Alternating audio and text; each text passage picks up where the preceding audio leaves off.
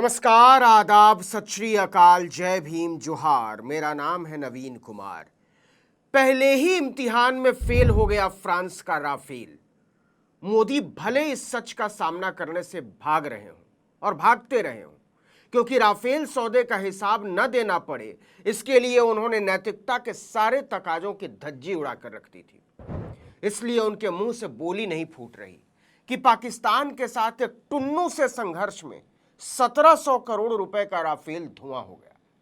लेकिन मोदी की तमाम कोशिशों के बावजूद यह बात छिपी नहीं रह सकी कि पाकिस्तान के साथ लड़ाई में भारत का राफेल जमीन पर आ गिरा। भारत सरकार ने भले इसका खुलासा न किया हो, लेकिन राफेल जेट बनाने वाली फ्रांसीसी कंपनी दसॉ एविएशन के चेयरमैन और सीईओ एरिक ट्रैपियर के हवाले से एक फ्रांसीसी रिपोर्ट में कहा गया कि भारत ने अपना एक राफेल लड़ाकू विमान खो दिया है। लेकिन उन्होंने थोड़ी सी सावधानी बरतते हुए कहा कि राफेल दुश्मन के साथ युद्ध के दौरान नहीं गिरा। इसके बाद जो बड़ी बात है, फ्रांसीसी एयरफोर्स ने भी इस पर मुहर लगा दी कि हां, राफेल के जमीन पर गिरने की बात सच है। तो राफेल के फिसड्डी पने का मामला बहुत गंभीर हो चुका है।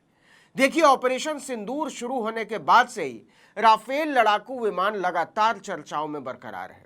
आपको याद हो तो 6-7 मई की रात भारत ने पाकिस्तान के खिलाफ ऑपरेशन सिंदूर शुरू किया था। इस जंग में अजेय कहे जाने वाले राफेल को भी पहली बार उतारा भारत ने। लेकिन 48 घंटे के भीतर डोनाल्ड ट्रंप ने ऐलान कर दिया कि हमने मोदी को डांटकर युद्ध रुकवा दिया। यहां याद करना जरूरी है कि सीज फायर की पहली घोषणा मोदी ने नहीं, डोनाल्ड ट्रंप ने की थी। इससे भी पहले अमेरिकी सरकार ने, वो भी घंटों पहले।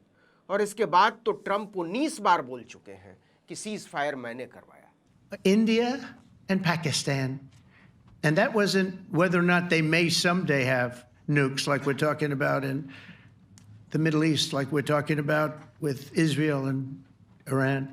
This is they have nuclear weapons. I ended that with a series of phone calls on trade. I said, look, if you're going to go fighting each other, it was getting very bad. You know how bad that last attack was. It was really bad. खैर, मुद्दा ये नहीं है कि जंग किसने रुकवाई। मुद्दा ये है कि राफेल को पाकिस्तान ने गिराया या नहीं गिराया। पाकिस्तान सीज फायर के दिन से ही दावा करता रहा है कि उसने भारत के कम से कम 3 राफेल लड़ाकू विमानों को मार गिराया है। इन चर्चाओं के जोर पकड़ने पर सीज फायर को लेकर हुई प्रेस कॉन्फ्रेंस में भारतीय वायुसेना के अधिकारियों ने यह तो स्वीकार किया कि उसके कुछ विमान गिरे हैं, लेकिन बताने से लगातार परहेज करते रहे कि कितने विमान गिरे हैं और गिरने वाले विमान कौन कौन से हैं। सेना ने यह भी कहा कि समय आने पर इसकी जानकारी हो जाएगी, फिलहाल इसकी जरूरत नहीं है। मोदी को लग रहा था कि बात आई गई हो गई, लेकिन ऐसा हुआ नहीं, क्योंकि राफेल बनाने वाली कंपनी दसॉ एविएशन की भद्द पिट चुकी है। धंधे का मामला है, इसलिए फ्रांस की सरकार, फ्रांस की सेना और दसॉ एविएशन तीनों ने इस मामले पर लिपाई पुताई शुरू कर दी। लेकिन वो नहीं जानते थे कि राफेल के जमीन पर गिरने के मामले को लीपने पोतने के चक्कर में मोदी की फजीहत हो जाएगी। अब देखिए कि राफेल लड़ाकू विमान को लेकर फ्रांस एयरफोर्स के प्रमुख ने पहली बार खुलासा करते हुए कहा है कि भारत को एक राफेल लड़ाकू विमान का नुकसान तो हुआ ही हुआ है। मतलब उसने पाकिस्तान के दावे पर मुहर लगा दी है। पाकिस्तान ने दावा किया था कि उसने J-10C फाइटर जेट से IPL-15E air to air missile launch करके भारतीय विमानों को मार गिराया, लेकिन उसने आज तक एक भी सबूत नहीं दिए। फ्रांस ने पाकिस्तान के दावों की पड़ताल की और उस पड़ताल में जो निकलकर सामने आया है वो राफेल को लेकर आत्मविश्वास को धुआं कर देने वाला है। एसोसिएटेड प्रेस यानी AP की रिपोर्ट के मुताबिक फ्रांसीसी वायुसेना चीफ जनरल जेरोम बेलांगर ने कहा कि उन्होंने 3 भारतीय विमानों के नुकसान के सबूत देखे हैं, जिनमें एक मिराज 2000, एक सुखोई 30 और एक राफेल फाइटर जेट है। मतलब खुद फ्रांस के एयरफोर्स चीफ मान रहे हैं और बोल रहे हैं कि राफेल गिरा। लेकिन इस बात को संभालने में उन्होंने जो बताया वो उससे ज्यादा गंभीर बात है और भारतीय वायुसेना के लिए सोचने वाली। फ्रांसीसी एयरफोर्स के चीफ ने कहा कि भारत ने अपना राफेल पाकिस्तान के खिलाफ युद्ध के दौरान नहीं खोया, यानी पाकिस्तानी लड़ाकू विमानों ने राफेल को नहीं गिराया, बल्कि राफेल गिरने की असली वजह टेक्निकल है। मतलब राफेल न हुआ, बोइंग 787 हुआ कि कहीं भी गिर पड़ता है। सोचिए, चढ़ते हुए युद्ध में राफेल फेल हो गया। जिसके भरोसे दुश्मन को धूल चटाने का सपना देख रहे थे, वो मुर्गा छाप दिवाली का पटाखा निकला, बिना लड़े खुद ही लुढ़क गया। और भारत अपने दम पर इसकी जांच भी नहीं कर सकता, क्योंकि मोदी महान ने जो डील की है उसमें टेक्नोलॉजी ट्रांसफर की बात नहीं है। ये राफेल ही बताएगा कि ये वाला पटाखा फुस हुआ तो कैसे हुआ। फ्रांसीसी एयरफोर्स चीफ ने कहा कि 8 देशों को राफेल लड़ाकू विमान बेचे गए हैं और यह पहली बार है जब राफेल एयरक्राफ्ट को नुकसान हुआ है। फ्रांसीसी एयरफोर्स के चीफ से पहले CNN ने भी बिना नाम लिए एक फ्रांसीसी वायुसेना के अधिकारी के हवाले से ही कहा था कि भारत का एक राफेल फाइटर जेट तो गिरा ही गिरा है। उस समय फ्रांसीसी अधिकारी ने कहा था कि फ्रांस इस बात की जांच कर रहा है कि राफेल कैसे गिरा। भारत ने अपने नुकसान का ब्यौरा नहीं दिया है, लेकिन संकेतों में कुछ बातें कही गई हैं। जैसे इंडोनेशिया में भारत के डिफेंस अटैची ने पिछले महीने कबूल किया था कि संघर्ष के पहले दिन भारत ने कुछ लड़ाकू विमान खो दिए, क्योंकि सरकार ने पाकिस्तानी सैन्य संपत्तियों पर हमला करने की इजाजत नहीं दी थी और वायुसेना को सिर्फ पाकिस्तान के आतंकवादी ठिकानों पर ही हमला करने को कहा गया था।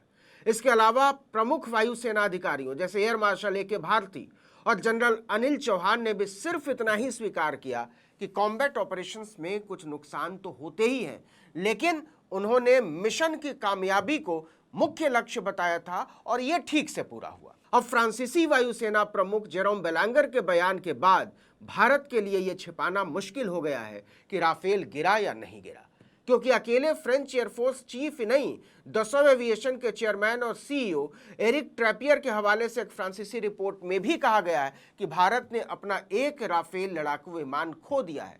लेकिन उन्होंने भी कहा कि ऐसा दुश्मनों के साथ युद्ध के दौरान नहीं हुआ था, बल्कि हाई एल्टीट्यूड पर टेक्निकल नाकामी की वजह से हुआ था। यूरेशियन टाइम्स की एक रिपोर्ट में फ्रांसीसी वेबसाइट एवियन डिचेस पर छपी एक रिपोर्ट के हवाले से बताया गया है कि भारत ने करीब 12,000 मीटर की ऊंचाई पर एक राफेल लड़ाकू विमान खोया, लेकिन उस वक्त दुश्मन के एक भी रडार एक्टिव नहीं थे। रिपोर्ट के मुताबिक ऑपरेशन सिंदूर की पहली रात को भारतीय राफेल लड़ाकू विमानों ने अपने AI powered X guard decoy system से पाकिस्तानी J-10C फाइटर्स और उनके PL-15E मिसाइल को चकमा दे दिया था। कहा गया कि इस टेक्नोलॉजी ने पाकिस्तानी रडार को बेअसर कर दिया था। कई रिपोर्ट्स में दावा किया गया है कि उस रात भारत और पाकिस्तान के करीब 80 से 100 लड़ाकू विमानों के बीच भयंकर जंग चली थी और भारत ने पाकिस्तान में स्थित कम से कम 9 आतंकी ठिकानों पर सटीक हमले किए थे। भारतीय वायुसेना को सिर्फ पाकिस्तान के आतंकी ठिकानों पर ही हमले की इजाजत थी।